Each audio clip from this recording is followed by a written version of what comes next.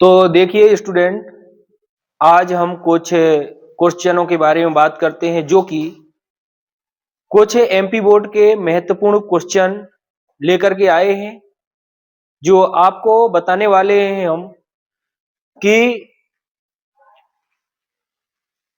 प्रश्न क्रमांक 1 से लगा करके जो नंबर होंगे 1 से लगा करके 25 क्वेश्चन आज हम सॉल्व करवाएंगे, जो कि एमपी बोर्ड 2026 के लिए आईएमपी है।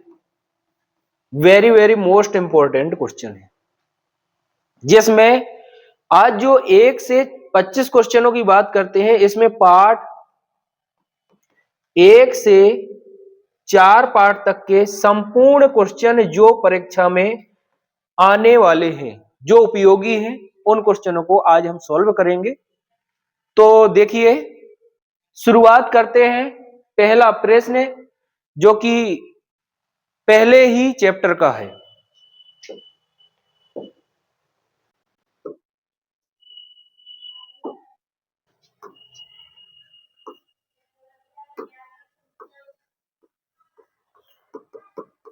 हल यहां पर हम देखते हैं कि HCF बराबर HCF 26 91 का जो HCF है वो 13 दिया गया है, जिसमें LCM 26 और 91 ज्ञात कीजिए। तो इसका सूत्र होता है HCF गुणा LCM बराबर दोनों संख्याओं का गुणनफल, दोनों संख्याओं का गुणनफल। यहां पर हम बात करते हैं, जो HCF है वो 26 और 91 का HCF 13 है। 13 गुणा LCM, LCM निकाल लेंगे। दो संख्याएं दी हैं, वो है 26 गुणा 91। तो देखिए LCM बराबर हो जाएगा 26 गुणा 91 बटे, ये गुणा में है पहुंच जाएगा, बटे में 13, 13 एकम 13, 13 दूनी 26। LCM बराबर हो जाएगा LCM 2 गुणा 91, जो कि 2 का गुणा करेंगे, 2 एकम 2, 9 दूनी 18, 182। LCM बराबर 182, यही इसका आंसर होगा। तो इस सवाल का स्क्रीनशॉट लीजिए। क्वेश्चन नंबर 2, क्वेश्चन नंबर 2 बहुत ही अच्छा क्वेश्चन है, जो कि प्रश्न क्रमांक 2 संख्या 148, संख्या 148 को अभाज्य गुणनखंडों के गुणनफल के रूप में व्यक्त कीजिए। तो अभाज्य गुणनखंड, जिसको हम अभाज्य संख्याओं के बारे में जानेंगे पहले। अभाज्य संख्याएं, तो सबसे छोटी अभाज्य संख्या होती है 2, 3, 5, 7, 11, ऐसे चलेंगे। अब इनके अभाज्य गुणनखंड निकालना है, और वो किसके निकालना है? 148 के। तो यहां पर हम हल करेंगे। 148 के गुणनखंड करने के लिए सबसे पहले हम 2 से डिवाइड करेंगे, भाग देंगे 2, 7, 4, फिर 2 से फिर चला जाएगा भाग, तो 3 और 7 37। अब जो 37 है ये एक अभाज्य संख्या ही है, किसी से नहीं जाएगा, 37 से ही जाएगा, राइट। तो इसके जो अभाज्य गुणनखंड हो जाएंगे 148 बराबर 2 गुणा 2 गुणा 37, अर्थात 2 दो बार है, इसलिए 2 की घात 2 गुणा 37, ये इसका सही आंसर हो जाएगा। स्क्रीनशॉट लीजिए। नेक्स्ट क्वेश्चन,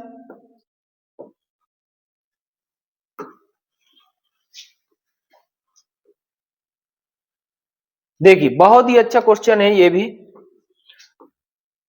देखते हैं।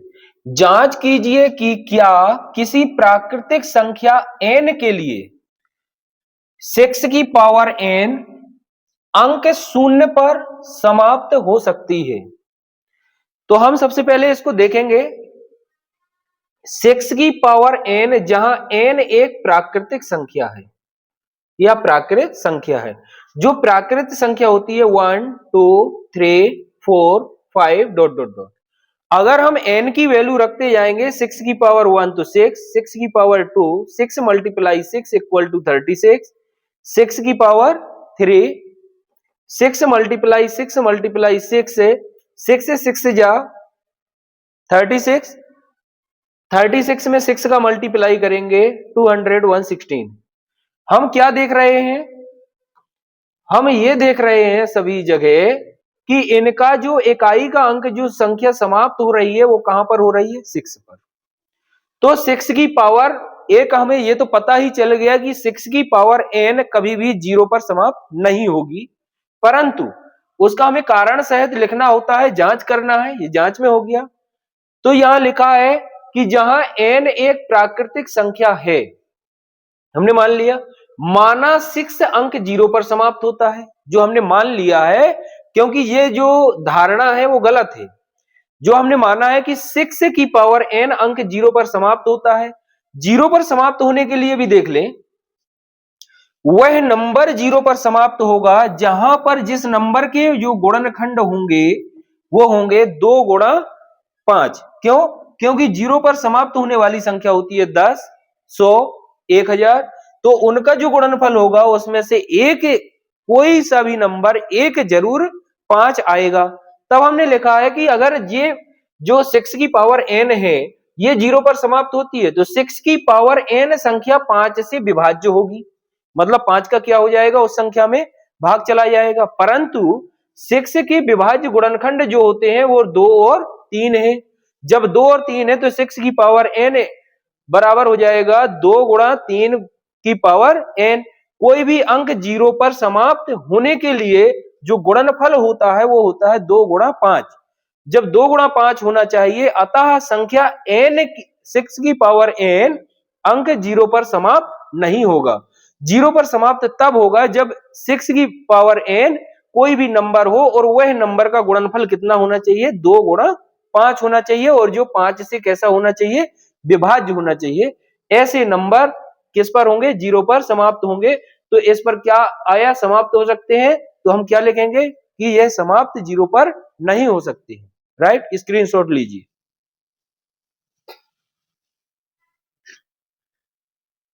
बहुत बढ़िया क्वेश्चन है। सिद्ध कीजिए कि √3 एक अपरिमेय संख्या है। बहुत ही अच्छा क्वेश्चन है। देखिए, सिद्ध कीजिए कि √3 एक अपरिमेय संख्या है। हमें यह प्रूव करना है कि यह एक अपरिमेय संख्या है। अपरिमेय संख्या के पहले हम थोड़ा सा चर्चा करेंगे परिमेय संख्या पर। परिमेय संख्या क्या होती है?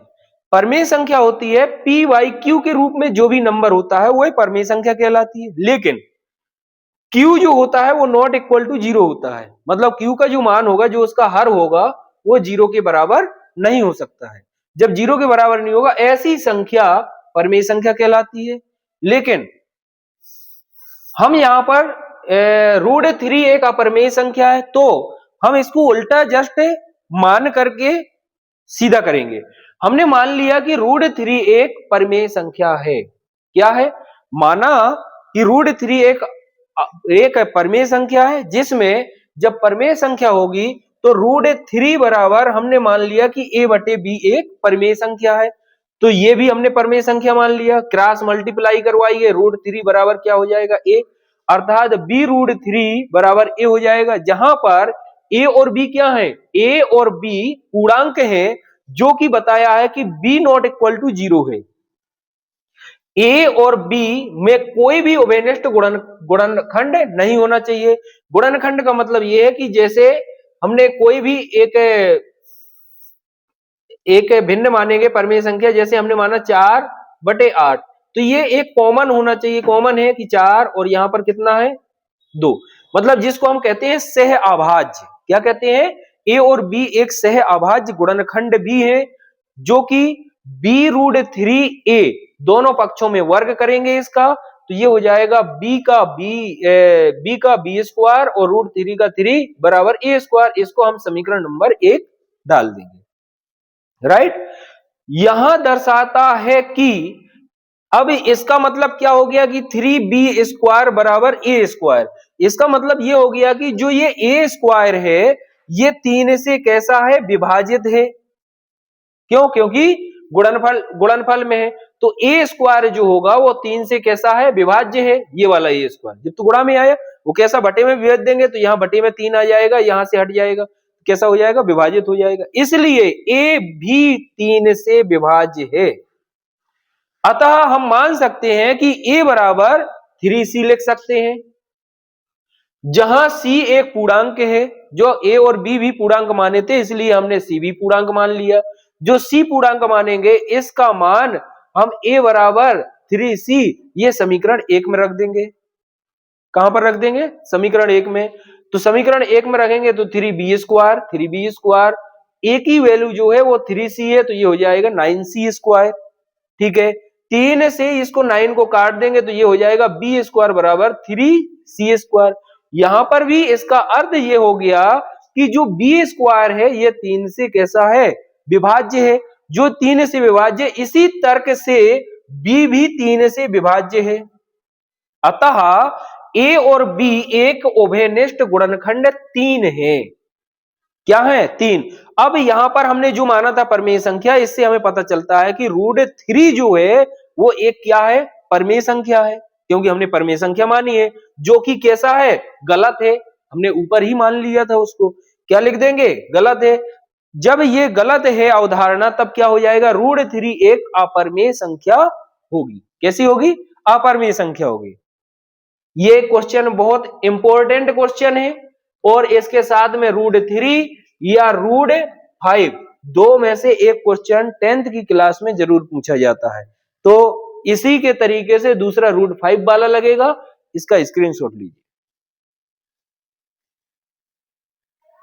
5th नंबर का जो क्वेश्चन है बहुत अच्छा क्वेश्चन है। किसी बहुपद px के लिए y बराबर px का मान ग्राफ नीचे आकृति में दिया है। प्रत्येक स्थिति में px के शून्यकों की संख्या ज्ञात कीजिए। तो हम पहले बात करते हैं इसके ग्राफ की। जो देखिए, ये अगर कोई भी ग्राफ है, यहां पर हमने इस टाइप से अगर एक कर्व बनाया तो यहां ये y अक्ष है और ये x अक्ष है। तो दोनों पर जो पूछा गया है वो पूछा गया px। अगर हम इस ग्राफ की बात करें तो इसमें px की वैल्यू जो हो जाएगी वो हमें ये देखना है कि x रेखा जो है वो कितने बार कट कर रही है। अगर यहाँ पर 1 और 2 x रेखा कट कर रही है, प्रतिच्छेद कर रही है, तो इसके 2 शून्यक होंगे। यहीं पर अगर पूछा जाए कि py x बराबर py, तो हमें यह देखना है कि y रेखा जो है, y रेखा कितने बार इस रेखा को प्रतिच्छेद करती है, y रेखा को, y अक्ष को, ये कर्व। तो यहाँ पर कर्व केवल एक बार प्रतिच्छेद करता है, इसलिए इसका आंसर 1 हो जाएगा, 1 शून्यक होगा। लेकिन हमारा क्वेश्चन क्या कहता है, उसके साथ में ग्राफ भी दिया है, ग्राफ में हमें निर्धारित करके बताना होगा। तो ग्राफ में ये x अक्ष है और ये y अक्ष है। y अक्ष को ये वाली रेखा एक बार कट कर रही है, अर्थात अब देखते हैं पूछा गया px। जब px पूछा गया है तो x रेखा एक भी बार कट नहीं कर रही है, प्रतिच्छेद नहीं करती है। यह रेखा x अक्ष की कैसी है? समांतर है। वही दिया गया px का ग्राफ x अक्ष के कैसा है? समांतर है। इसलिए x अक्ष को किसी भी बिंदु पर प्रतिच्छेद नहीं करता है। शून्य अंकों की संख्या कितनी हो जाएगी? 0 हो जाएगी। यहां पर क्या होगा? इस प्रकार कोई भी शून्यक नहीं होंगे। इस ग्राफ पर क्या होगा कि px के लिए कोई भी शून्यक नहीं होंगे। नेक्स्ट क्वेश्चन देखते हैं। क्वेश्चन द्विघात बहुपद। बहुपद का मतलब होता है कि px जो है, जिसको हम बहुपद को लिखते हैं px से, क्या लिखते हैं? px बराबर होगा x² - 3x - 10। के शून्यक ज्ञात कीजिए। अब शून्यक ज्ञात करने के लिए सबसे पहले हम इसे जो ये बहुपद दिया है इसके हम गुणनखंड करेंगे। गुणनखंड करने के बाद में शून्यक ज्ञात करेंगे। तो देखिए गुणनखंड निकालने के लिए सबसे पहले हम एक्स स्क्वायर का गुणांक देखते हैं। एक्स स्क्वायर का गुणांक जो होगा वो 1 मानते हैं क्योंकि इसके गुणांक में 1 होता है। 1 का गुणा -10 के साथ करेंगे तो -10 होगा। और माइनस का ये नंबर जो मल्टीप्लाई करने के साथ में जो साइन होता है ये हमें ये डिसाइड देता है, ये प्रतीत होता है कि अगर माइनस आया है तो जो इसके बीच वाला नंबर होता है जो एक्स का गुणांक होता है इसको 2 भागों में डिवाइड करने के लिए हम घटा करके माइनस करके ही लाते हैं। यदि ये प्लस में आता है तो जोड़ करके आना पड़ेगा। सबसे पहले हम इसको क्या करते हैं, जो ये 10 आया है इसके हम फैक्टर कर लेंगे 2 से 5 बार भाग में और ये 5 से 1, तो सीधी सी बात है 5 में से 2 घट जाएगा तो 3 आ जाएगा। तब हम यहां पर लिखेंगे x square minus 5 minus 2 into x minus 10 x square, तो ये हो जाएगा 5x square plus 2x minus 10। यहां से कॉमन हो जाएगा, x कॉमन हो जाएगा, x माइनस 5, यहां पर स्क्वायर नहीं, x माइनस 5, यहां पर 2 कॉमन हो जाएगा, x माइनस 5, x माइनस 5 फिर से कॉमन हो जाएगा तो ये बचेगा x प्लस 2। अब हमें निकालना क्या है स्टूडेंट, हमें निकालना है शून्यक। शून्यक निकालने के लिए एक एक पद को हम क्या करेंगे 0 के बराबर करवाएंगे। तो x माइनस 5 बराबर 0, x बराबर हो जाएगा 5, x प्लस 2 बराबर 0, x बराबर हो जाएगा -2। तो यहां पर जो शून्यक आएंगे शून्यक वो आएंगे 5, -2, यही इसका आंसर होगा। स्क्रीनशॉट लीजिए। देखिए अनुपात A1 अनुपात A2, B1 अनुपात B2, C1 अनुपात C2 की तुलना कर ज्ञात कीजिए रैखिक समीकरण 2x माइनस 3y बराबर 8, 4x माइनस 6y बराबर 9 के योग में संगत है या असंगत है। इस टाइप का क्वेश्चन एक परीक्षा में जरूर पूछा जाता है। उसके लिए हमें कंप्लीट करना है कि इस क्वेश्चन को समझने से पहले हम कुछ थ्योरी पढ़ेंगे, जो कि वह थ्योरी होगी इससे रिलेटेड जो भी क्वेश्चन आए वो सारे के सारे कंप्लीट हो जाना चाहिए। तो देखिए ये जो रेखाएं होती हैं, हम रेखाओं की बात करेंगे। A1x plus B1y plus C1 बराबर 0, दूसरी रेखा A2x plus B2y plus C2 बराबर 0। तो ये जो दोनों रेखाएं होती हैं हम इसको रेखा फर्स्ट मान लेंगे, इसको सेकंड मान लेंगे, क्योंकि कहा ही गया है रैखिक समीकरण। अब रैखिक समीकरण जो होता है इस पर जो कंडीशन लगती है वो यहां पर 3 कंडीशन बनेगी। कितनी कंडीशन बनेगी? 3 कंडीशन बनेगी और तीनों कंडीशनों को हमें देखना है। यहां पर जो फर्स्ट नंबर की कंडीशन ये बनती है कि एक रेखा ये जाती है और दूसरी रेखा इधर से कहीं से भी निकल जाती है, जो कि दोनों रेखाएं प्रतिच्छेद करेंगी, कहीं ना कहीं दोनों रेखाएं क्या होगी? कट करेगी। दूसरी कंडीशन ये बनती है कि एक रेखा ये जा रही है और दूसरी रेखा भी इधर से निकलेगी, दोनों रेखाएं कहीं पर भी कट नहीं करेंगी, दोनों समांतर जाएंगी, समान दूरी से होकर के जाएंगी, इसलिए इन रेखाओं को कहा जाता है, रेखाएं जो होंगी वो कैसी हो जाएंगी? समांतर हो जाएंगी।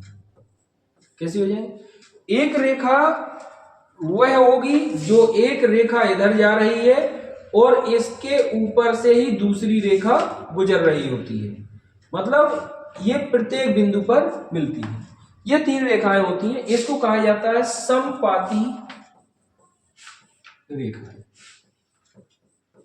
अब ये तो हमने लिख लिया, इसके बाद हमें यह भी पता करना है कि जो ये प्रतिच्छेदी रेखाएं होंगी हम देख रहे हैं कि ये दो रेखाएं कहीं ना कहीं एक बिंदु पर कट कर रही है, प्रतिच्छेद कर रही है, इसलिए केवल इसका एक ही हल होगा, जिसको हम कहते हैं कि इसका केवल और केवल हल की बात करेंगे तो ये एक द्वितीय हल होगा, अद्वितीय हल होगा।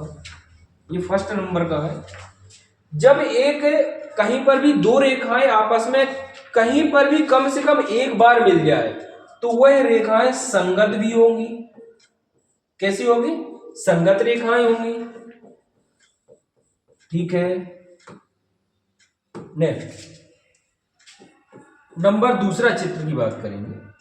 जब रेखाएं समांतर होंगी तो इसका या कोई भी दो रेखाएं कहीं पर भी कट नहीं करती हैं तो इसके कोई हल नहीं होंगे, कोई हल नहीं होंगे।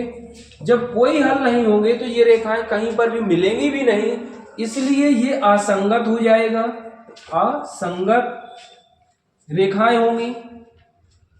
जब ये असंगत रेखाएं, अब बात करते हैं हम संपाती की। संपाती रेखाएं का मतलब है कि एक के ऊपर दूसरी रेखा उसके ऊपर से ही जा रही। जब ऊपर से जा रही तो ऐसी रेखाओं को हम क्या कहेंगे? संपाती रेखाएं कहेंगे। और संपाती रेखाएं ये प्रत्येक बिंदु पर मिलती होती हैं। जब प्रत्येक बिंदु पर मिलती हैं तो प्रत्येक बिंदु पर इसका हल होगा। तो यहां पर होंगे इसके अनेक हल होंगे, अनेक हल होंगे। कैसे हल होंगे? अनेक हल होंगे। और जब अनेक हल होंगे तो प्रत्येक जगह पर मिलेंगे, इसलिए इस पर क्या हो जाएगा? ये संगत युग्म भी होंगे। कैसे होंगे? संगत युग्म होंगे। अब ये तो हमने सीख लिया, लेकिन हमें अगर कोई सवाल आता है तो उसके प्रतिबंध कैसे निकालेंगे हम? तो देखिए, प्रतिच्छेदी रेखाएं A1/A2 बराबर नहीं होगा B1/B2 के। अगर ये कहीं पर भी इस टाइप का आता है तो वह सवाल कैसा होगा? ये संगत होगा। अगर संगत पूछा है तो एक अद्वितीय हल होगा या प्रतिच्छेदी रेखाएं होंगी। दूसरा है समांतर रेखाएं। तो समांतर रेखाएं के लिए A1/A2 बराबर होगा B1/B2 बराबर नहीं होगा C1/C2 के। अगर ये इनके बीच में कभी प्रतिबंध आते हैं, ये संबंध आते हैं, तो यहां पर ये समांतर रेखाएं होंगी। नंबर तीसरा, A1/A2 बराबर होगा B1/B2 के बराबर होगा C1/C2। अगर ये कभी कंडीशन लगती है और ये संबंध आता है तो ऐसी रेखाएं संपाती होंगी, उसके अनेक हल होंगे, उसके संगत होंगे। रेखाएं कैसी होंगी? संगत होंगी। अब बात करते हैं हम इस 7वें क्वेश्चन की बात। क्वेश्चन पर क्या पूछा गया है?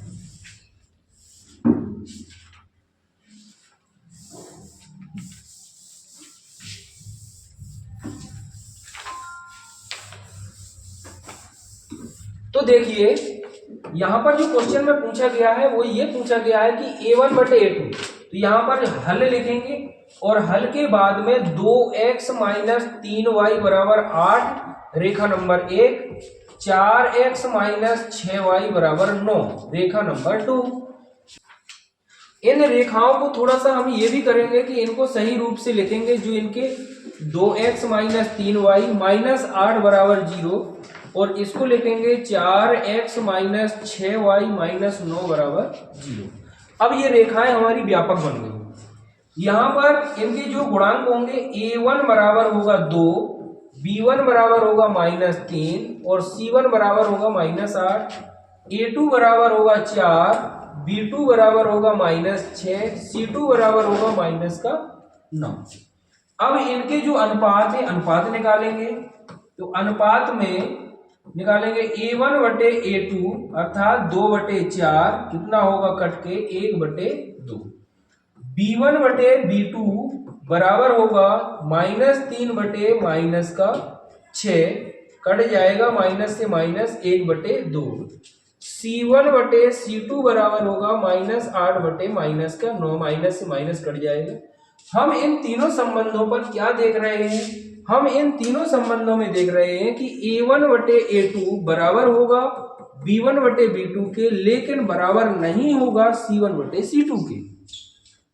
जब बराबर नहीं होगा तब ये जो इसका संबंध आया है, इस संबंध को हम क्या कहेंगे? ये होगा जिसको हम कहते हैं समांतर रेखाएं होंगी। लेकिन इस पर रेखाएं नहीं पूछा गया है, केवल युग्म पूछा गया है।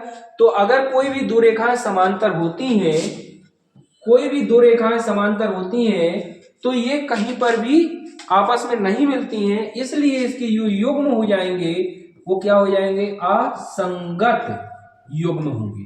कैसे होंगे, असंगत युग्म होंगे। राइट, स्क्रीनशॉट लीजिए इसको। बहुत अच्छा क्वेश्चन, बहुत अच्छा है। निम्न समीकरण युग्म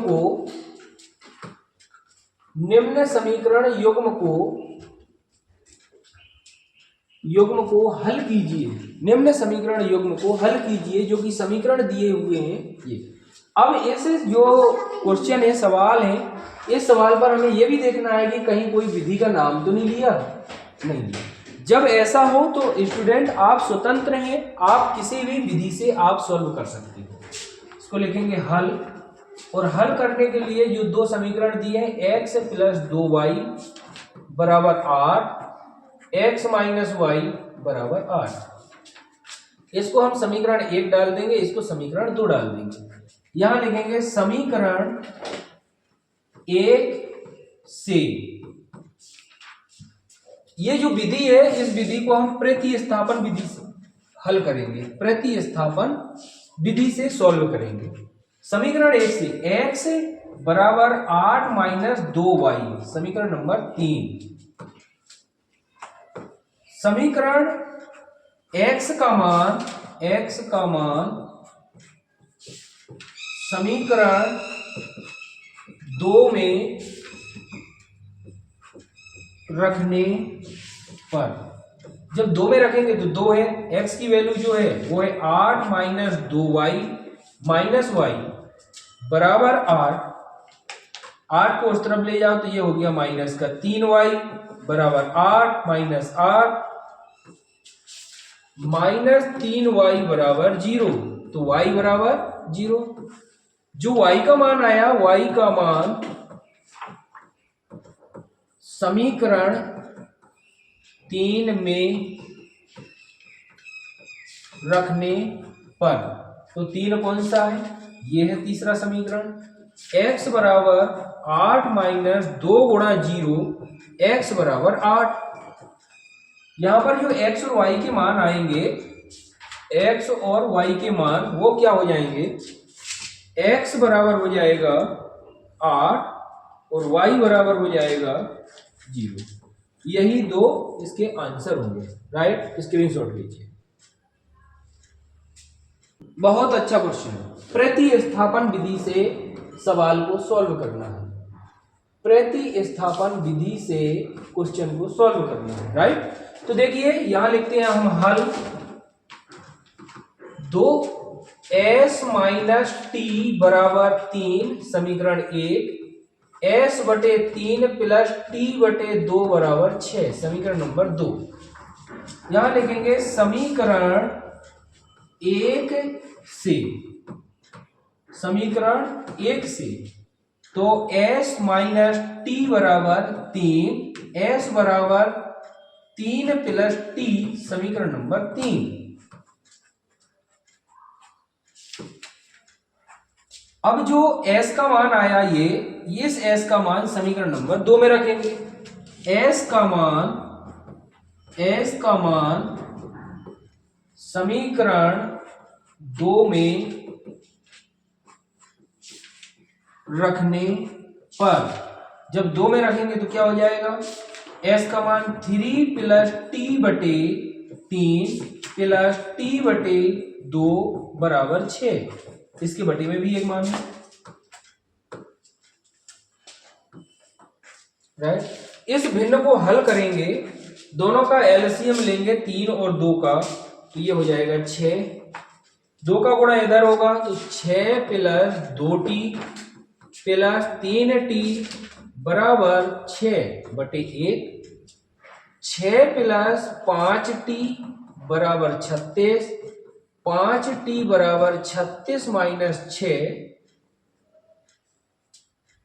5t बराबर 30, तो t बराबर हो जाएगा 30 बटे 5 अर्थात 6। t बराबर कितना आया, 6 आंसर। t का मान समीकरण 3 में रखेंगे, लिखेंगे t का मान समीकरण 3 में रखने पर, जब 3 पर रखेंगे तो तीसरा कौन सा है, तीसरा समीकरण ये है, s बराबर 3 प्लस 6, s बराबर कितना हो जाएगा 9। यहां पर t बराबर आ गया 6, s बराबर आ गया 9, राइट, यही इसका आंसर होगा। और इसको हम चेक भी कर सकते हैं, s माइनस टी, s बराबर 9 रखिए और t बराबर 6 रखिए तो बराबर में 3 आना चाहिए।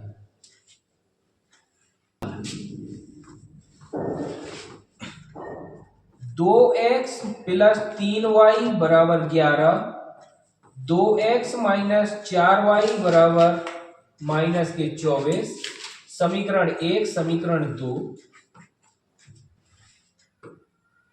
समीकरण 1 से समीकरण 2 घटाने पर, तो 2x प्लस 3y बराबर 11, 2x माइनस 4y बराबर माइनस के 24, ये माइनस, ये प्लस और ये भी प्लस, ये दोनों कट जाएंगे। यहां पर हो गया 7y बराबर 35, तो y बराबर होगा 7 का भाग हो जाएगा 5 आएगा, y का मान आ गया 5। तो देखिए स्टूडेंट, जो y का मान आया, इस y का मान हम समीकरण 1 या 2 में किसी में भी रख सकते हैं। y का मान समीकरण 1 व 1 में ही रखो, किसी में भी रख सकते हैं पर रखना अपन को 1 में, समीकरण 1 में रखने पर, 1 पर रखेंगे तो 1 कौन सा है, ये वाला है, 2x प्लस 3 गुणा 5 बराबर 11, 2x बराबर 11, 15 हो जाएगा और 15 इस तरह आ जाएगा, तो 2x बराबर माइनस का 4, x बराबर माइनस के 2। ये तो हमने विलोपन विधि से दोनों समीकरणों को हल कर लिया, हल करके x और y के मान निकाल लिए, x और y के मान निकाल लिए। अब जो दिया है जिसके लिए है y बराबर mx प्लस 3, जिसमें हमें m का मान निकालना है, ये दिया हुआ है, तो y बराबर जो दिया है ये दिया है 5 m गुणा माइनस 2 प्लस 3, 3 को इधर लाइए, 5 माइनस 3 माइनस के 2m, तो 2 बराबर माइनस के 2m, m बराबर 2 बटे माइनस 2, m कट जाएगा तो बराबर माइनस का 1। अच्छा, m बराबर माइनस का 1 आया। ये भी important question, very very most important question है। निम्न समस्याओं में रैखिक समीकरण युग्म बनाइए, ठीक है, ठीक है, उनके हल प्रतिस्थापन विधि द्वारा ज्ञात कीजिए। किस विधि से सॉल्व करना, प्रतिस्थापन ज्ञात कीजिए। तो ये तो हो गई आम बात, उसने पहले से ही बताया कि क्या क्या करना है, लेकिन सवाल इधर से स्टार्ट होता है, दो संपूरक कोणों में, ठीक है भैया, में बड़ा कोण छोटे कोण से 18 डिग्री अधिक है, उन्हें ज्ञात कीजिए। तो हम सबसे पहले तो हम ये जान लेना, हमें ये पता होना चाहिए कि जो संपूरक है ये क्या होता है। संपूरक देखिए मैं बताता हूं, यदि कहीं पर भी एक कोण, इसके अगर ये वाला कोण है और ये 90 पे होता है तो इसको बोला जाता है स्टूडेंट समकोण। कंफ्यूज नहीं होना है, समकोण जो होता है वो 90 अंश को, 90 डिग्री को बोला जाता है, राइट। यदि दो समकोण एक साथ मिला दिए जाए तो ये 180 का हो जाता है, और जो भी 180 का होता है उसको बोला जाता है समपूरक। किसको बोला जाता है, समपूरक। तो ये आपको समपूरक भी समझ में आ गया होगा, समपूरक है क्या। अब देखते हैं सवाल की तरफ। यहां पर हम मानेंगे, क्योंकि इस पर कहा गया है कि बड़ा कोण छोटे कोण से कितना है 18 डिग्री अधिक है। हम यहां सबसे पहले लिखेंगे हल, मानने के लिए लिखेंगे कि माना बड़ा कोण बराबर x डिग्री है। कितना है x। तो छोटा कोण कितना होगा, छोटा कोण जो माना है वो मान लिया हमने y डिग्री है। कितना है y degree, right. y degree जो है, अब हम इधर लगाएंगे शर्त। उसने कहा कि बड़ा कोण छोटे कोण से 18 डिग्री। सबसे पहले उसने कहा कि दोनों कोण कैसे हैं, संपूरक हैं। पहली शर्त जो लगेगी, शर्त नंबर 1, और शर्त नंबर 1 जो होगी उसने कहा संपूरक, मतलब दोनों कोणों का योग बराबर होगा 180 अंश से। इसको हम कहेंगे समीकरण नंबर 1, क्योंकि उसने जो कहा कि कैसे है, दो कोण संपूरक हैं, तो दोनों कोणों का योग कितना होगा, 180 होगा। ठीक है, बड़ा कोण छोटे कोण से 18 डिग्री अधिक है। शर्त नंबर 2, x बराबर y। अब मुझे ये बताइए स्टूडेंट कि दोनों में से बड़ा कौन है। देखिए यहां पर बड़ा अधिक और कम की अगर बात हो तो यहां पर अधिकतर गलत होता है, गलत करके आ जाते हैं और ये समझ में कम आता है। तो आज हम क्लियर करेंगे। दोनों में से बड़ा कोण जो माना गया वो माना गया x को, और ये y जो है वो कैसा है, छोटा कोण है। अब इसने कहा कि 18 डिग्री अधिक है, मतलब ये पहले से 18 डिग्री है। अगर हम इस पर 18 जोड़ेंगे तो ये और बड़ा हो जाएगा, इसलिए 18 इस पर जोड़ दीजिए, क्योंकि हमने क्या लगाया, बराबर, तब जाकर के ये दोनों कैसे हो गए, बराबर हो जाएंगे। y को इधर लाइए, x माइनस वाई बराबर कितना हो जाएगा, 18। इसको हम समीकरण नंबर 2 डाल देंगे। अब यहां पर ये समीकरण 1 हो गया, यहां पर समीकरण नंबर 1 हो गया, और ये समीकरण नंबर 2 हो गया। अब हमें क्या करना है, इसको प्रतिस्थापन विधि से सॉल्व करना है। तो देखते हैं, प्रतिस्थापन विधि से हम लिखेंगे समीकरण 1 से, यहां लिखेंगे समीकरण 1 से। जब 1 से लिखेंगे तो 1 को सॉल्व भी करेंगे। ये कितना है, x। अब हम यहां पर डिग्री नहीं लगाएंगे, लास्ट में लगा देंगे, बार बार नहीं लगाएंगे। x प्लस वाई बराबर 180,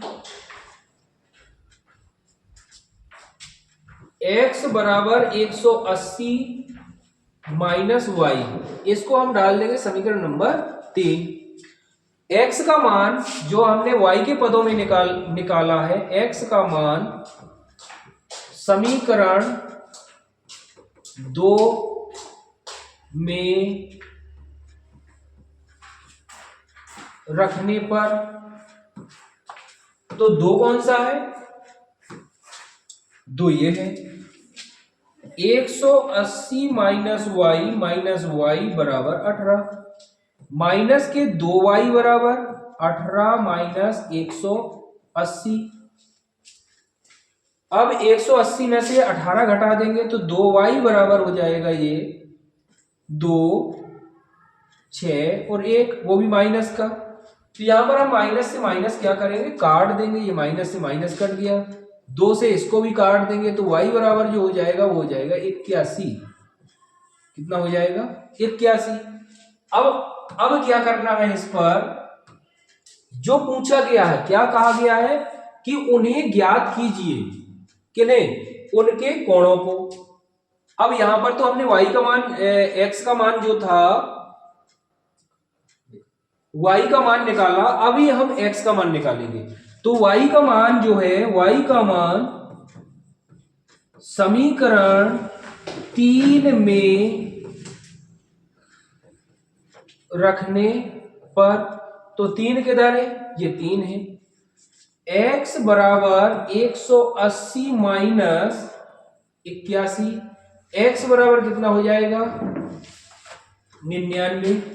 अब यहां पर हमें ये जो 2 कोण हैं जिनकी हम बात कर रहे थे, तो एक होगा बड़ा कोण हम बड़े कोण को लिखेंगे पहले, बड़ा कोण, और बड़ा कोण जो है वो माना था x, x बराबर जो माना था वो कितना है, कितना आया 99 डिग्री। छोटा कोण, छोटा कोण, छोटा कोण जो माना था वो माना था y, y बराबर जो आया वो आया 81। अगर हम इन दोनों कोणों का योग भी करेंगे तो 180 आना चाहिए। तो 99 और 181 जो है वो 180 के बराबर होगा, 99 और 81। तो ये ऐसे सॉल्व होता है, इसको स्क्रीनशॉट लीजिए।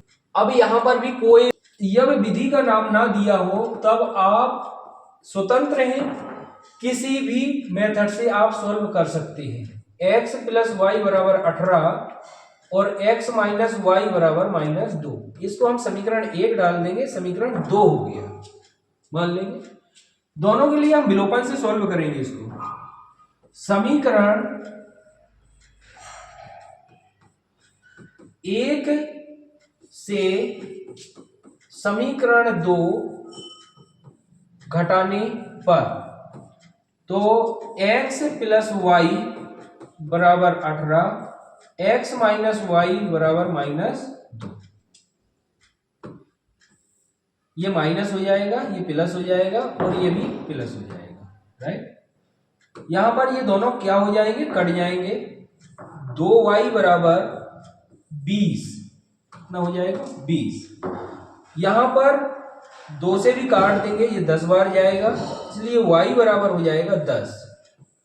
y का जो मान आया है, y का मान हम समीकरण नंबर किसी में भी रख सकते हैं, 1 या 2 में। y का मान समीकरण 1 में रखने पर, तो x प्लस 10 बराबर 18, x बराबर 18 माइनस 10, x बराबर हो जाएगा 8। यहां पर x बराबर हो गया 8 और y बराबर हो गया 10। यही इसके दो आंसर होंगे, राइट। स्क्रीनशॉट लीजिए। समीकरणों के युग्म को प्रतिस्थापन विधि से हल कीजिए। दो समीकरण दिए हैं, हम लिखेंगे x प्लस वाई बराबर 5, 2x माइनस 3y बराबर 4। समीकरण 1, समीकरण 2। समीकरण 1 से, तो x प्लस वाई बराबर 5, x बराबर 5 माइनस वाई, समीकरण नंबर 3। समीकरण नंबर 3 हो जाएगा। x का मान जो आया, x का मान कहां रखेंगे हम, x का मान समीकरण 2 में रखने पर, तो 2 कौन सा है, ये वाला 2, 5 माइनस वाई माइनस 3y बराबर 4,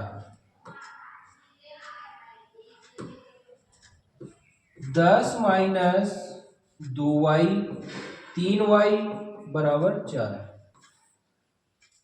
10 को पक्षांतर कर देंगे तो ये हो जाएगा माइनस का 5y बराबर 4 माइनस 10, माइनस 5y माइनस का 6, माइनस से माइनस कट जाएगा तो y बराबर 6/5 हो जाएगा।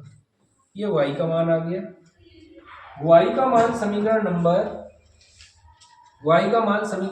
3 में रखेंगे, तो y का मान समीकरण 3 में रखने पर, तो 3 जो है वो ये है, x बराबर 5 माइनस 6/5, राइट। देखिए x बराबर, अब इसके बटे में 1 मान लेंगे, ये हो गया 5, एलसीएम हो गया, 5 का गुणा 5 में 25 माइनस 6, x बराबर 19/5, ये x का मान आ गया। और y बराबर आया 6/5। यही दो इसके आंसर हो जाएंगे। अच्छा क्वेश्चन है, और ये 4 नंबर वाला क्वेश्चन है, 4 अंक का आता है परीक्षा में, तो ध्यान देना, थोड़ा सा इसको समझना है अच्छे से, राइट। क्वेश्चन का कह रहा है कि 5 वर्ष पूर्व नूरी की आयु सोनू की आयु की 3 गुनी है। मतलब दो, एक तो नूरी नाम है, एक सोनू नाम है, की आयु की 3 गुनी है। तो इस पर हमें अगर कभी आयु वाले सवाल आए तो आयु वाले में हम क्या करते हैं, पहले हम इनको मानेंगे। जो 5 वर्ष या 10 वर्ष बाद या पूर्व की बात हो रही है उसके पहले हम इनकी वर्तमान आयु मानेंगे। तो हम लिखेंगे माना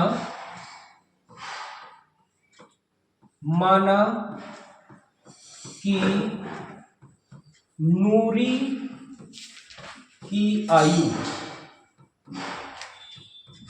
बराबर x वर्ष है। नूरी की बात सोनू की आयु y वर्ष है, y वर्ष जो कि कैसी है, वर्तमान आयु है। इनकी हमने आयु जो मानी है वो कैसी मानी है, वर्तमान आयु। ठीक है। अब यहां बात कर रहा है कि 5 वर्ष पूर्व। अच्छा ये बताइए, जब हम 5 वर्ष पहले की बात करें, अगर हम आज की बात करें कि आज जो है एक सोनू की आयु 5 वर्ष की है, तो 3 वर्ष पहले कितने साल की होगी वो, 3 वर्ष पहले वो 2 साल की। आपने क्या किया, पूर्व में 3 को क्या किया, माइनस कर दिया। जितने वर्ष अगर पूर्व की बात हो रही है उसमें हम क्या करेंगे, माइनस कर देंगे वर्तमान वर्ष में। यदि हम बात करेंगे बाद, जैसे कहा गया 10 वर्ष बाद, 10 वर्ष बाद की अगर बात करेंगे तो बाद वाले में हम जितने वर्ष होंगे उसके बाद में हम प्लस कर देंगे, क्योंकि आज वर्तमान में अगर 5 वर्ष का है तो 10 साल बाद, 10 वर्ष बाद कितना हो जाएगा वो, 15 साल का। ठीक है। तब हम यहां पर 5 वर्ष पहले की बात करें, किसकी बात करें, 5 वर्ष पूर्व किसकी, नूरी की आयु कितनी हो जाएगी, x माइनस 5 हो जाएगी, वर्ष में आएगा। 5 वर्ष पूर्व सोनू की आयु, अगर 5 वर्ष पूर्व सोनू की आयु तो y माइनस 5 हो जाएगा, ये भी वर्ष में होगी और ये भी वर्ष में होगी, राइट। तो यहां पर अब लगेगी शर्त नंबर 1। शर्त नंबर 1, शर्त क्या कहते हैं कि 5 वर्ष पूर्व नूरी की आयु सोनू की आयु की 3 गुनी है। मतलब एक तरफ हम लिखेंगे नूरी की आयु और दूसरी तरफ लिखेंगे हम सोनू की आयु। अच्छा 3 गुनी कौन सी है, नूरी की आयु, नूरी की आयु 3 गुनी है, तो हम 3 का गुणा किसमें करेंगे, 3 गुनी ये है तो 3 का गुणा इसमें करेंगे तब जाके बराबर हो जाएगा। कैलकुलेशन कर लीजिए, x माइनस 5 बराबर 3y minus 15, x minus 3y बराबर minus 15 plus 5, x minus 3y बराबर हो जाएगा माइनस का 10। इसको हम समीकरण नंबर 1 डाल देंगे। क्या करेंगे, समीकरण नंबर 1 हो गया। दूसरा, हाँ क्या कहते हैं कि 10 वर्ष बाद, अब हम यहां 10 वर्ष की बात करेंगे, किसकी बात करेंगे, 10 वर्ष। 10 वर्ष बाद किसकी आयु, नूरी की आयु, तो नूरी की आयु कितनी हो जाएगी, नूरी की आयु जो वर्तमान वर्ष है, वर्तमान में क्या होगा, जुड़ जाएगा 10, क्योंकि 10 वर्ष है तो x प्लस कितना होगा, 10 होगा। 10 वर्ष बाद सोनू की आयु y प्लस 10 हो जाएगा, अब वह शर्त में ये कहता है कि आयु की दोगुनी हो जाएगी। किसकी आयु की? नूरू की आयु सोनू की आयु की दोगुनी है। तो नूरी जो है x प्लस 10, यहाँ पर शर्त लगेगी, शर्त लिखेंगे, शर्त नंबर सेकेंड, बराबर हो जाएगा y प्लस 10। अब दुगनी ये है तो 2 का गुणा हम इस पर कर देंगे, राइट। तो यहां पर क्या हो जाएगा, x प्लस 10 बराबर 2y प्लस 20, 2 का गुणा हो जाएगा। x माइनस 2y बराबर 20 माइनस 10। यहां पर जो समीकरण बनेगा वो समीकरण बन जाएगा x माइनस 2y बराबर कितना हो जाएगा, 10। ये समीकरण नंबर 2 हो गया। अब इसमें पूछा गया है कि नूरी और सोनू की वर्तमान आयु कितनी है, ठीक है। तो हम अब इन दोनों समीकरणों को कहीं ये तो नहीं बोला प्रतिस्थापन या विलोपन, नहीं बोला, तो हम जिस मेथड से लगाना चाहते हैं हम उससे लगाएंगे, राइट।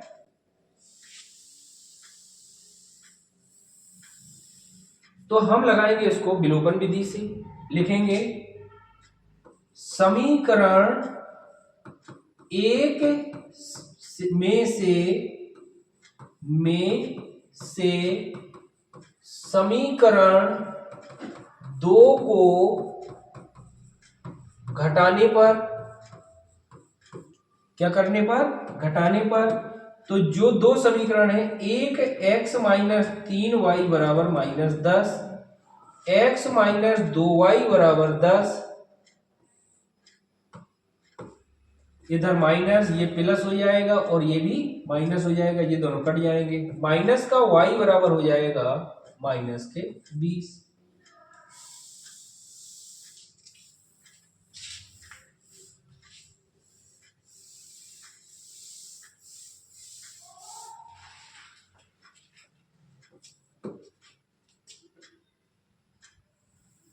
हाँ, माइनस से माइनस कट जाएगा, y बराबर कितना हो गया, 20 आ गया। अब यहां पर जो y का मान आया, y का मान समीकरण 1 में रखने पर, तो एक कौन सा है, ये वाला है, तब हो जाएगा x माइनस 3 गुणा 20 बराबर माइनस का 10, ठीक है। तो x माइनस 60 बराबर माइनस का 10, x बराबर माइनस 10 प्लस 60, x बराबर हो जाएगा 10 घट जाएगा 50। x का मान आया वो कितना आ गया, 50। अब हमने x किसको माना था, हमने जो माना था वो नूरी की आयु, किसकी आयु, नूरी,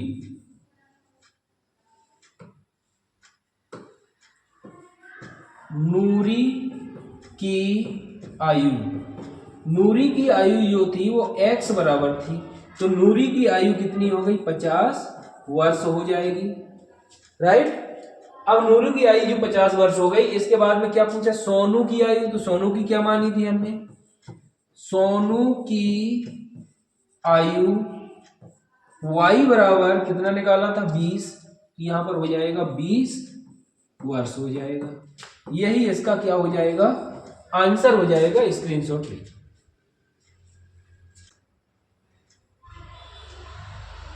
चलिए, तो देखिए 2 अंकों की एक संख्या उनके अंकों को पलटने पर बनी संख्या का योग 66 है। इनके जो अंक हैं, अंकों से बनी संख्या का योग 66 है।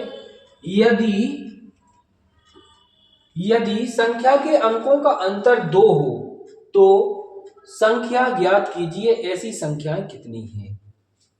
मानेंगे हम, माना, इसके पहले आपको बता दें, अंक जैसे कभी अगर 52 लिखा हुआ है तो इसका मतलब क्या होता है, इसमें जो इकाई का अंक होगा, इकाई का अंक वो 2 होगा और दाही का अंक होगा वह 5 होगा। यदि हमें इकाई का अंक और दाही का अंक पता हो फिर संख्या बनाना है। अब ये नहीं दिया है, इकाई का अंक 2 है और दाही का अंक 5 है, संख्या क्या होगी, संख्या बनाने के लिए जो दाही का अंक होता है उसमें 10 का गुणा करके इकाई का अंक हम जोड़ देते हैं, तो संख्या जो प्राप्त होती है, जो बनी संख्या होती है वो प्राप्त हो जाती है। हम मानेंगे माना कि इकाई का अंक, मान लिया हमने x है, तो दाही का अंक जो होगा, दाही का अंक वो कितना हो जाएगा y। इन दोनों से बनी जो संख्या है वह संख्या कितनी है, चलो दाही के अंक में 10 का गुणा और इकाई का अंक जोड़ देंगे तो 10y प्लस x यही एक संख्या होगी। अब दूसरा यह भी बोला गया है कि इनके अंक बदल देने पर,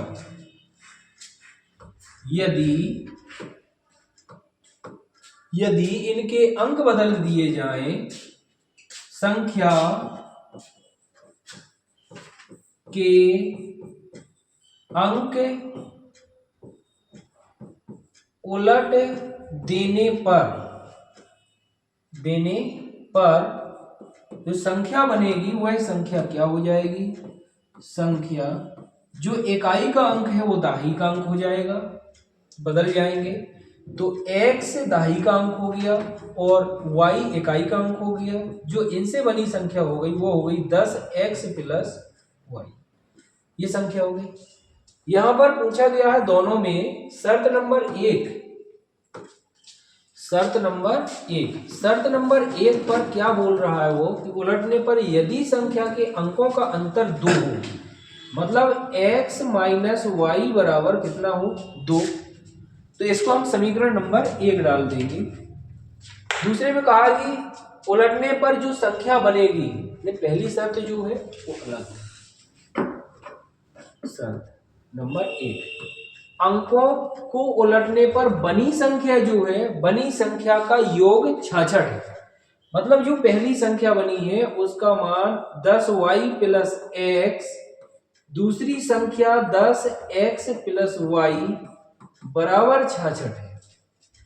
दोनों को जोड़ेंगे तो ये हो जाएगा 11y प्लस 11x बराबर 66। 11 का भाग दे देंगे तो y प्लस x बराबर 6। पहले x लिखेंगे, इसको समीकरण नंबर 1 डाल देंगे, समीकरण नंबर 1 डाल देंगे, ये समीकरण 1 हो गया। चलिए दूसरी शर्त नंबर 2, शर्त जो सेकंड है उसमें कहा गया है कि इनके अंक x माइनस वाई बराबर 2, इनके अंकों का अंतर जो है वो कितना है 2 है, तो ये समीकरण नंबर कौन सा बन गया 2 बन गया। यहाँ पर शर्त सेकंड पर समीकरण नंबर 2, और समीकरण नंबर 2 और 1 को हल करने पर, तो इसको हम क्योंकि विधि कोई सी दी नहीं है तो जो सरल लगे उससे करना है। समीकरण 1 में से समीकरण 2 को घटाने पर, जब 2 को घटाएंगे तब क्या हो जाएगा, ये x प्लस वाई बराबर 6, x माइनस वाई बराबर 2, माइनस प्लस और ये माइनस दोनों कट जाएंगे, 2y बराबर 4, 2y बराबर 4, तो y बराबर 2, 2 से ये भी कट जाएगा, 2 का भाग हो जाएगा 2 आएगा, y का मान कितना आ गया 2। y का मान समीकरण नंबर 1 में रखने पर y का मान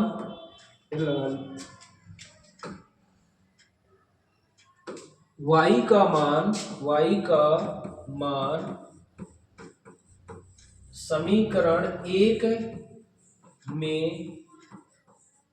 रखने पर तो ये हो जाएगा x प्लस 2 बराबर 6, x बराबर 6 माइनस 2 अर्थात x बराबर 4, ये x का मान आ गया, x का मान आ गया और यहां पर ये y का मान हो गया। अब पूछा गया है कि ऐसी संख्या बताइए, तो हम संख्या जो माना था, संख्या कितनी मानी थी ये संख्या फर्स्ट वाली है, इसको तो देखते हैं हम, इधर ही देख लेते हैं। जो संख्या बनेगी वो है 10y प्लस एक्स। तो 10 गुणा y का मतलब 2 प्लस 4, तो 10 दूनी 20 प्लस 4 अर्थात कितना हो जाएगा 24। मतलब जो संख्या बनेगी वो कितनी आ गई 24 आ गई। यदि इसमें पूछा जाए कि ऐसी संख्याएं बताइए और संख्या ज्ञात कीजिए, ऐसी संख्याएं कितनी होंगी, तो दूसरी जो संख्या होगी वो संख्या पलटने पर उसके अंक बदलेंगे, तो अंक बदलने के लिए दूसरी संख्या ये है। तब हम लिखेंगे 10 गुणा 4 प्लस 2, क्योंकि y का मान 2 है। 10 40, 40 और 2 42 हो जाएगा। तो दूसरा अंक बदलने के बाद में जो बनी संख्या हो जाएगी वो हो जाएगी 42। नेक्स्ट क्वेश्चन देखते हैं, क्वेश्चन नंबर 16। दो व्यक्तियों की आय का अनुपात 9:7 है, उनके खर्चों का अनुपात 4:3 है।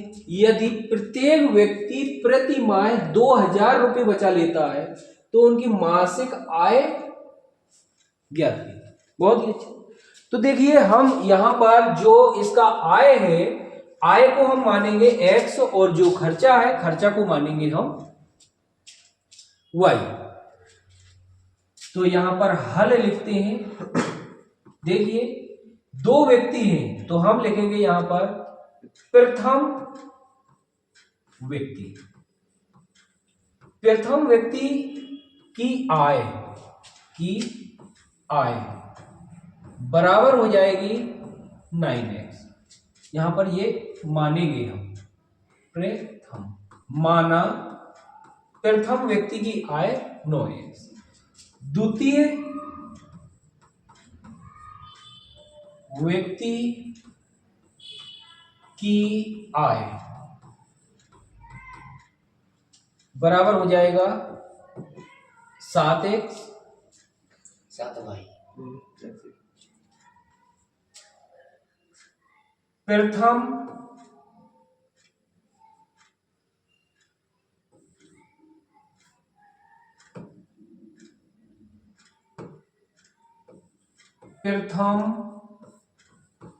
व्यक्ति का खर्चा बराबर 4y। द्वितीय व्यक्ति का खर्चा बराबर 3y। शर्त लगाएंगे यहां पर, शर्त नंबर 1। क्या कहा गया है कि प्रथम व्यक्ति प्रति महीने 2000 रुपये बचाता है। तो शर्त नंबर 1, जो प्रथम व्यक्ति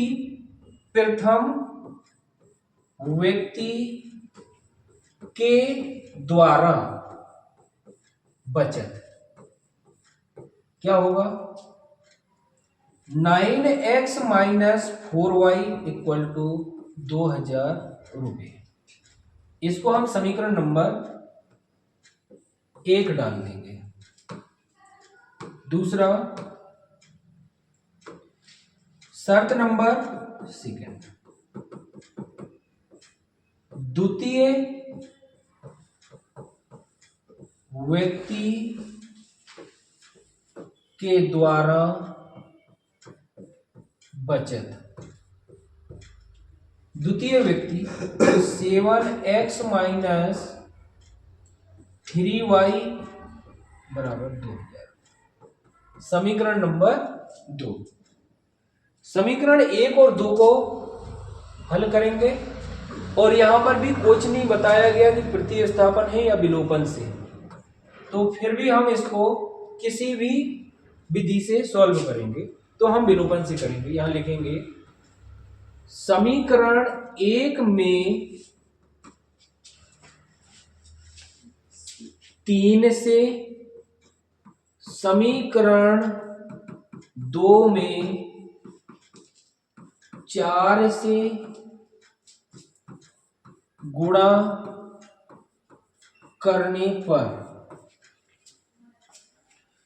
तो यहां पर जो समीकरण बनेंगे वो क्या हो जाएंगे, इसमें 3 से गुणा करेंगे और इसमें 4 से गुणा करेंगे। क्यों करेंगे? क्योंकि यहां पर जो y का मान है, y का जो गुणांक है वो हमें समान करना है। 9 तिया 27, x माइनस 4 ती 12 और 3 6,000 रुपये। 28x माइनस 12y और यहां पर 8,000 रुपये। इसको हम क्या करेंगे, माइनस करेंगे, तो ये माइनस, ये प्लस और ये माइनस, ये दोनों कट जाएंगे। माइनस x बराबर माइनस के 2,000 आएंगे, इससे ये कट जाएगा, तो x बराबर कितना आ गया, 2,000।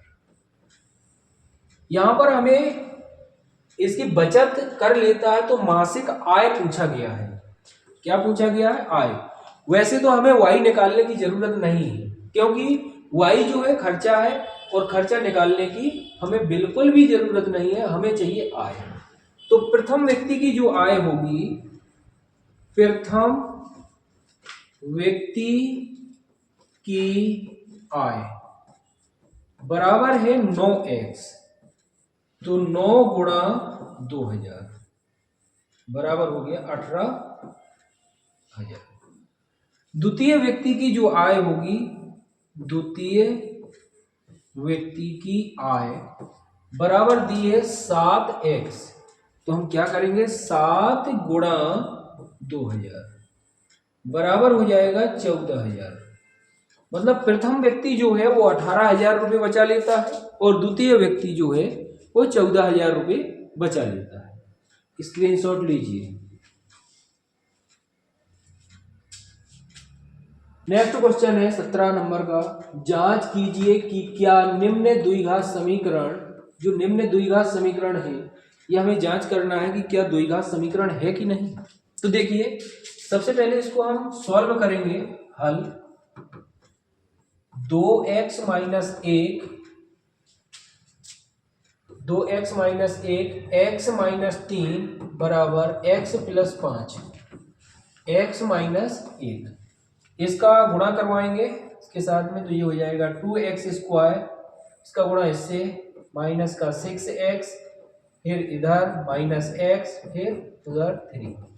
इधर गुणा करवाएंगे x स्क्वायर माइनस x, इसका गुणा करवाएंगे, फिर इधर करवाएंगे, फिर इधर, फिर इधर, तो ये इधर, फिर 5 प्लस 5x माइनस का 5। यहाँ पर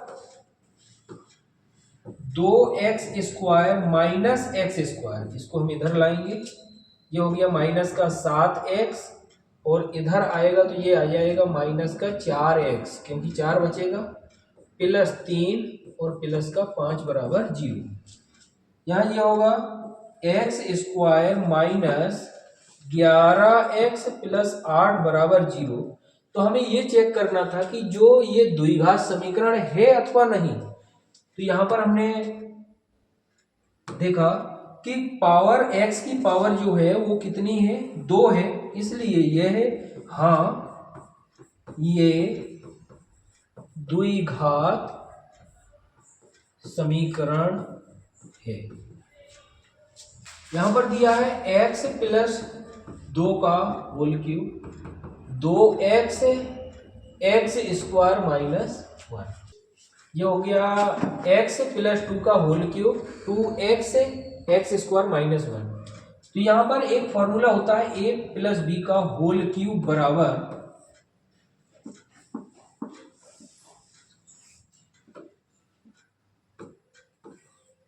a प्लस बी का होल क्यूब बराबर a cube plus b cube plus 3ab bracket में a प्लस बी। ये a प्लस बी का होल क्यूब है, तो हम इसका होल क्यूब खोलेंगे, एक्स क्यूब 2 का क्यूब 8 प्लस 3 गुणा एक्स गुणा 2 ब्रैकेट में x प्लस 2 बराबर होगा 2x की पावर 3 माइनस 2x।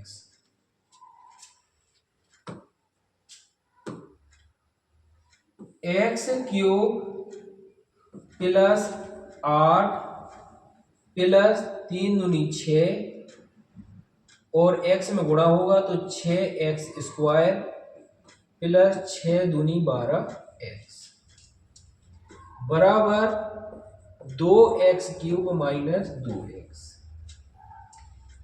इसको भी सबको हम इधर लाएंगे, x³ minus 2x³ plus 6x² plus 2x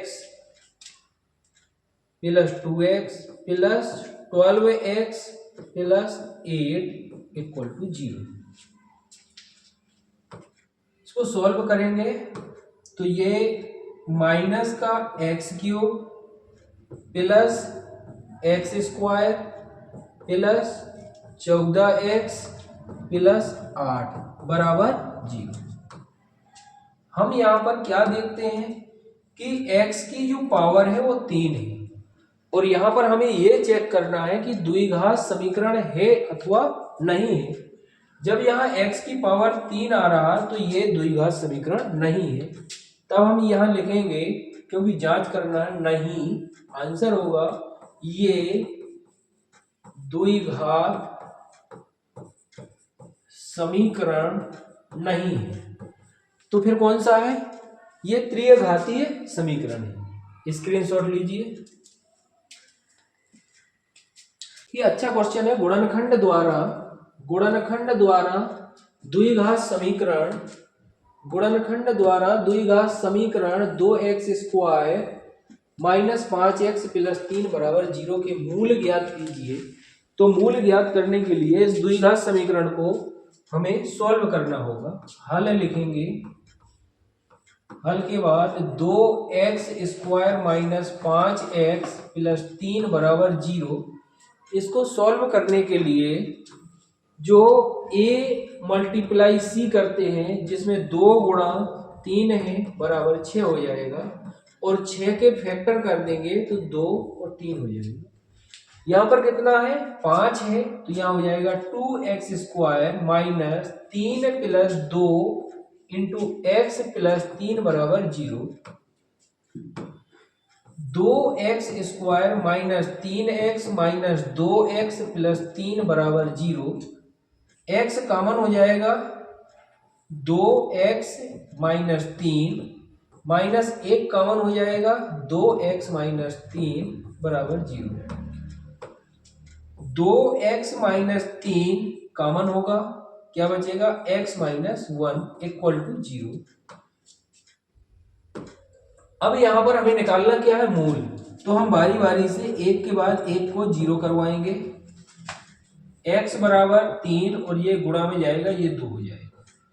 x minus 1 बराबर 0 तो x बराबर 1, अर्थात जो मूल होंगे मूल आ जाएंगे 1,3/2। यही इसका आंसर होगा। स्क्रीनशॉट लीजिए। द्विघात समीकरण का विभेदक ज्ञात कीजिए तथा मूलों की प्रकृति ज्ञात कीजिए। यदि वे वास्तविक हैं तो उन्हें ज्ञात भी कीजिए। ये भी 4 नंबर का क्वेश्चन आएगा। 4 नंबर वाला क्वेश्चन है क्योंकि बड़ा है।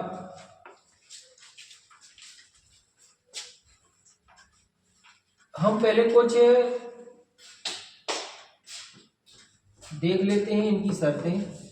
यहाँ पर अगर जो विभेदकर होता है d बराबर फॉर्मूला होता है b² माइनस 4ac और d की जो शर्त होती है, एक होता है d बराबर 0।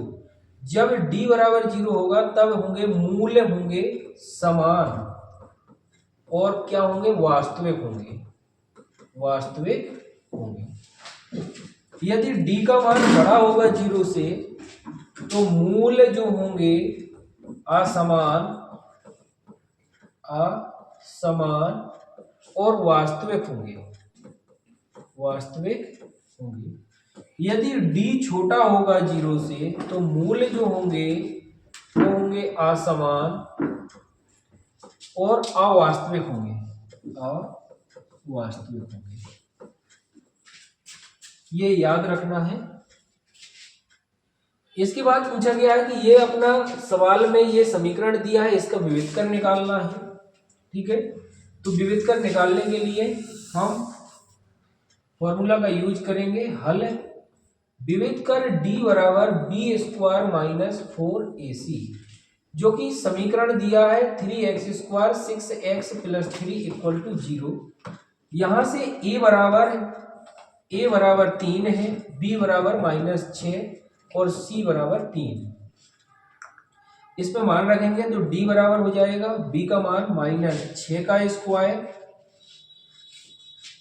-4 गुणा 3 गुणा 3, तो d बराबर हो जाएगा 36 और -36, तो ये दोनों क्या हो जाएंगे, कट जाएंगे, तो d बराबर क्या हो गया, 0 हो गया। अब यहाँ पर पूछा क्या गया है, यहाँ पर तो विविधकर ज्ञात कीजिए, मतलब विविधकर निकाल लिया, जो विविधकर का मान आया वो आ गया 0 आ गया। मूलों की प्रकृति, तो d बराबर यदि 0 आया है तो मूल कैसे हो जाएंगे, मूल समान होंगे और वास्तविक होंगे। कैसे होंगे, वास्तविक होंगे। लेकिन उसने कहा है कि अगर प्रकृति में अगर यदि वे वास्तविक हैं तो उन्हें ज्ञात कीजिए, तब हम इस समीकरण को सॉल्व भी करेंगे।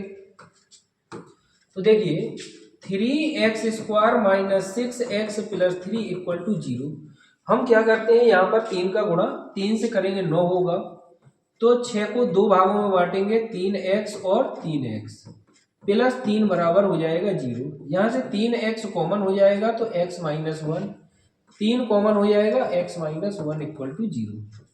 x माइनस 1 3x माइनस 3 बराबर 0, x माइनस 1 बराबर 0, तो x बराबर कितना हो गया 1। 3x minus 3 equal to 0, 3x equal to 3, तो x इक्वल टू कितना हो गया 1, 3 से 3 कट जाएगा।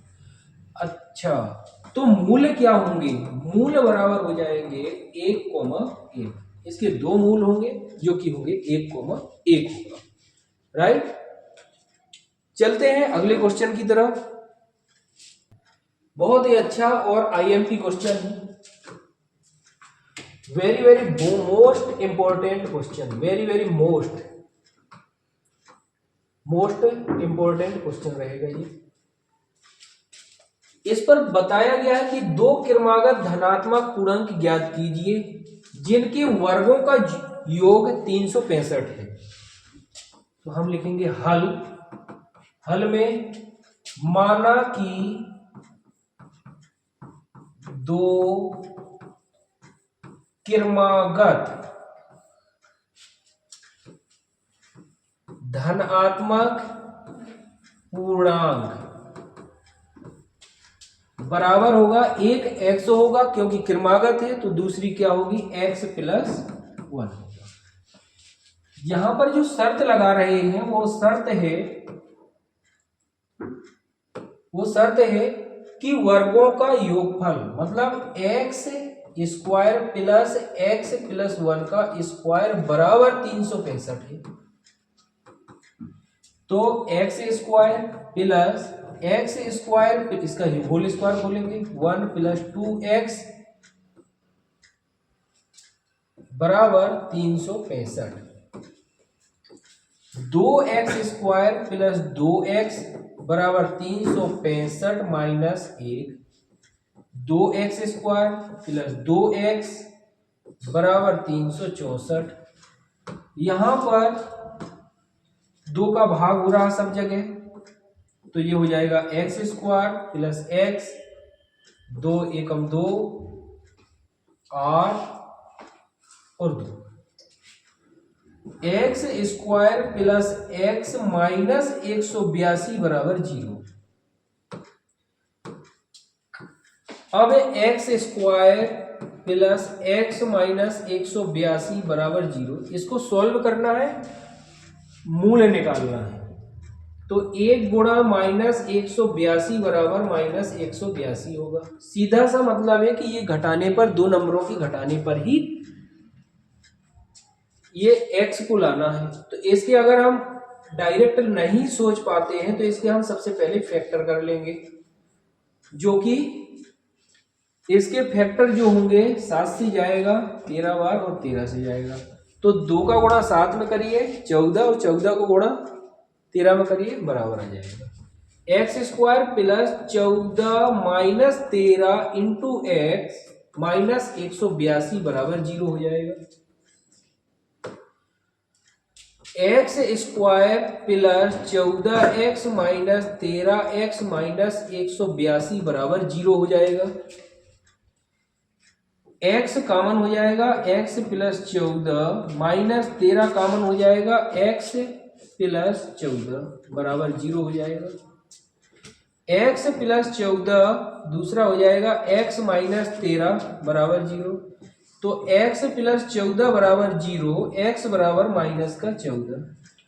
इधर जो हमने माना था वो माना था धनात्मक पूर्णांक, धनात्मक पूर्णांक की बात हो रही थी।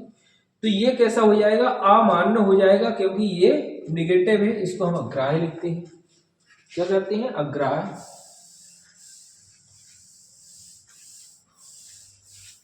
चलिए नेक्स्ट, x के ये आ गया एक मूल और x माइनस 13 बराबर 0 होगा, तो x बराबर हो जाएगा 13। चलो धनात्मक जो दो पूर्णांक माने थे वो माने थे x और x प्लस 1, तो एक हो जाएगी 13 और दूसरी हो जाएगी 14। यही क्रमागत दो धनात्मक पूर्णांक होंगे। एक समकोण त्रिभुज की ऊंचाई, सवाल बहुत अच्छा है, ऊंचाई उसके आधार से 7 सेंटीमीटर कम है यदि कर्ण 13 सेंटीमीटर का हो तो अन्य दो भुजाएं ज्ञात कीजिए। तो देखिए यहां पर हमने एक त्रिभुज बनाया, एक त्रिभुज बनाएंगे। ये त्रिभुज है जिसका नाम है समकोण त्रिभुज, हमने इसका नाम भी दे दिया ABC।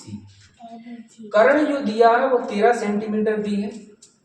अब इसमें कहा है कि त्रिभुज की ऊंचाई उसके आधार, अगर हम आधार x सेंटीमीटर मानते हैं तो यहां पर 7 सेंटीमीटर कम होगी इसकी ऊंचाई, मतलब x माइनस 7, ये लंब हो जाएगा।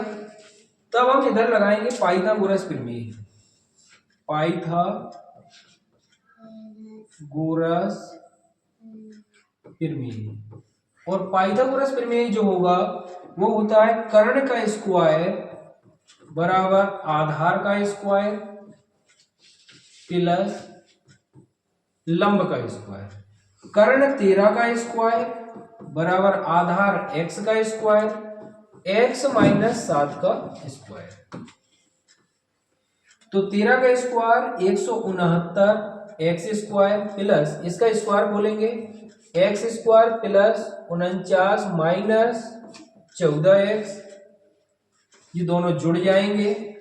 x square 2x square minus 14x, इसको भी उधर ले जाएंगे तो प्लस 49 माइनस 169 बराबर 0। 2x स्क्वायर माइनस 14x घटाएंगे तो माइनस का कितना बचेगा, 120 बराबर 0। यहां पर हम 2 का भाग देंगे पूरे में तो ये हो जाएगा x square minus 7x minus 60 बराबर 0। फिर इसके गुणनखंड करने के लिए हम 60 जो होगा वो 1 गुणा माइनस 60 बराबर 0, कितना आएगा माइनस का 60। तो 60 के हम क्या कर लेंगे, फैक्टर कर लेंगे, फिर 3 से जाएगा और ये 5 से जाएगा 5 में। अब यहां पर 4 4 दिया 12 और 5, तो ये हो जाएगा x square minus 12 minus 5 into x minus 60 बराबर 0। तो 12 माइनस 5 इंटू एक्स माइनस 60 बराबर 0। यहां पर x का गुणा कर देंगे, x square minus 12x plus 5x और माइनस के 60 बराबर 0। x कॉमन हो जाएगा तो x माइनस 12 प्लस 5 कॉमन हो जाएगा, x माइनस 12 बराबर 0। x माइनस 12 x प्लस 5 बराबर 0, x माइनस 12 बराबर 0, x बराबर आ जाएगा 12। x प्लस 5 बराबर 0 तो x बराबर हो जाएगा माइनस का 5, और जो कि माइनस का 5 जो होता है वो कैसा होता है, अमान्य होगा क्योंकि कभी भी लंबाई जो होती है वो माइनस में नहीं होती है, इसलिए x बराबर कितना मानेंगे हम 12। अब यहाँ पर कर्ण जो है वो 13 है, जो हमने आधार माना था वो x है और x बराबर कितना निकल के आया 12, तो ये 12 सेंटीमीटर हो जाएगा। हाँ,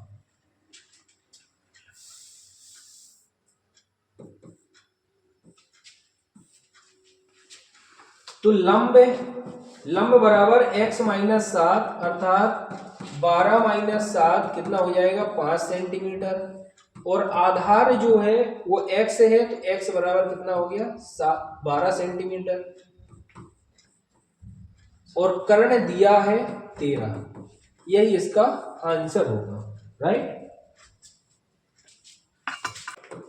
देखिए द्विघात समीकरण 2x square 2x square minus 3x plus 5 बराबर 0 के मूलों की प्रकृति ज्ञात करिए। बहुत सरल है, जब प्रकृति की बात आती है तो सबसे पहले हम क्या निकालते हैं, उसका विविधकर निकालते हैं। 2x square minus 3x plus 5 बराबर 0, विविधकर d बराबर होता है minus B square minus 4ac, तो d बराबर b का मान कितना है माइनस का 3 का स्क्वायर 4 गुणा 2 गुणा 5, तो d बराबर हो जाएगा 9, 4 दूनी 8, 8 पंच 40, कितना होगा d बराबर आ जाएगा 31, वो भी काय का आया माइनस का। जब माइनस का 31 आया तो शर्त में d जो है 0 से कैसा है छोटा, अतः जब छोटा होता है तो मूल कैसे होंगे, मूल होंगे असमान और अवास्तविक होंगे। कैसे होंगे, अवास्तविक होंगे। इनमें कहा गया है कि निम्न स्थितियों को द्विघात समीकरण के रूप में निरूपित कीजिए। तो इसको पूरा सवाल को सॉल्व नहीं करना है, इसकी जो वैल्यू है वो नहीं करनी है, केवल क्या करना है समीकरणों में निरूपित। तो यहां पर लिखा है 2 क्रमागत धनात्मक पूर्णांकों का गुणनफल। तो सबसे पहले 2 जो है क्रमागत धनात्मक पूर्णांक क्या मान लेंगे, x, x प्लस 1 होंगे। पूर्णांकों को ज्ञात करना होगा, तो शर्त जो लगा रहे वो ये है कि दोनों पूर्णांकों का गुणनफल मतलब x plus 1 equal to 306, x square plus x बराबर 306, x square plus x minus 306 बराबर 0। यही जो समीकरण है जो इसको द्विघात समीकरण के रूप में निरूपित हो गया, यही इसका आंसर होगा, राइट। स्क्रीनशॉट लीजिए। निम्न स्थिति को द्विघात समीकरण के रूप में निरूपित कीजिए, केवल निरूपित करना है। इसमें लिखा गया है कि रोहन की मां उससे 26 वर्ष बड़ी है। चलो,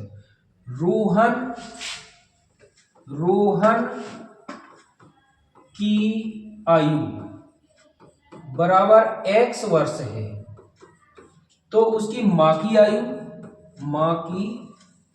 आयु बराबर हो जाएगी x प्लस 26 वर्ष हो जाएगी, क्योंकि कितनी है 26 वर्ष बड़ी है।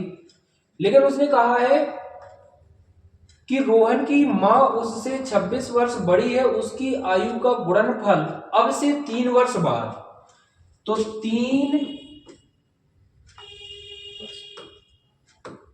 3 वर्ष बाद रोहन की आयु, पहले दोनों की निकालेंगे, रोहन की आयु, तो रोहन की आयु होगी x प्लस 3, मां की आयु जो होगी x प्लस 26 प्लस 3 वर्ष।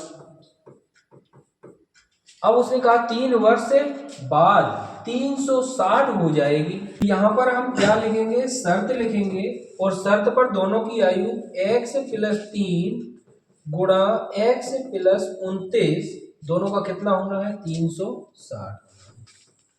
दोनों को गुणा करेंगे तो x का गुणा x से x स्क्वायर प्लस 29x, इसी x का इसके साथ, फिर 3x प्लस 29 गुणा 3 बराबर 360। एक्स स्क्वायर प्लस 29 और 3 32x प्लस 87 बराबर 360। एक्स स्क्वायर प्लस 32x बराबर 360 माइनस 87। एक्स स्क्वायर 32x बराबर 3।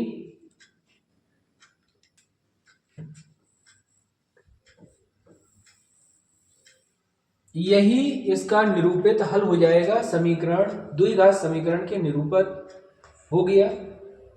तो देखिए आज हमने जो क्वेश्चन कंप्लीट किए वो 1 से लगा के 25 तक के क्वेश्चन कंप्लीट किए। अगले वीडियो